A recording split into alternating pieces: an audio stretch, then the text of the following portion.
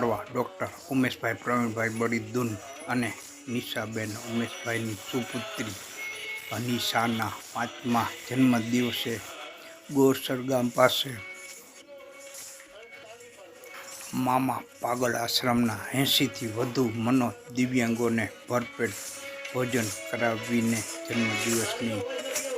પ્રેરણારૂપ ઉજવણી કરવામાં આવી હતી. અનિશાનો જન્મદિવસ ઓગસ્ટ 2026